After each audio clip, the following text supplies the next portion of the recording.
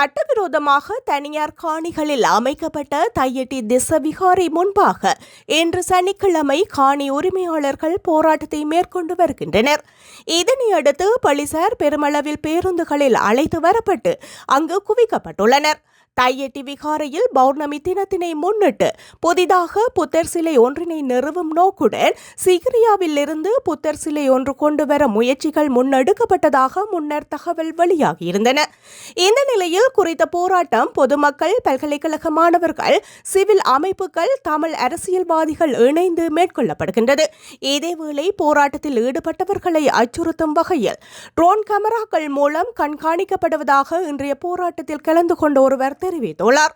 போராட்டத்தில் கலந்து கொண்டுள்ள மக்களை உளவியல் ரீதியாக அச்சுறுத்தும் வகையில் வாகன பதிவு, ட்ரோன் மூலம் கண்காணிப்பு, போராட்டத்தில் ஈடுபட்டவர்களை பாதுகாப்பு கடமையில் ஈடுபடுத்தப்பட்டுள்ள போலீசார் புகைப்படம் எடுத்தல் போன்ற செயற்பாடுகள் முன்னெடுக்கப்படுகின்றன என அவர் தெரிவித்துள்ளார்.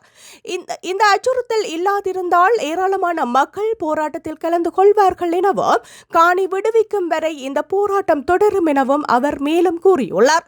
களவெடுத்த பொருளுக்கு பாதுகாப்பு வழங்குவது போன்று சட்டவிரோதமாக அமைக்கப்பட்ட தையட்டி விகாரைக்கு போலீசார் பாதுகாப்பு வழங்குகின்றது எனவும் அவர் மேலும் சுட்டிக்காட்டியுள்ளார்.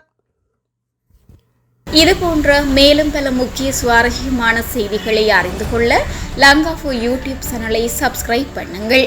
எமது செய்திகள் உடனடியாக கிடைக்க பெல் பட்டனை அழுத்துங்கள். அத்தோடு எமது செய்திகளை மற்றவர்களும் பார்வையிட ஷேர் செய்யுங்கள். நன்றி.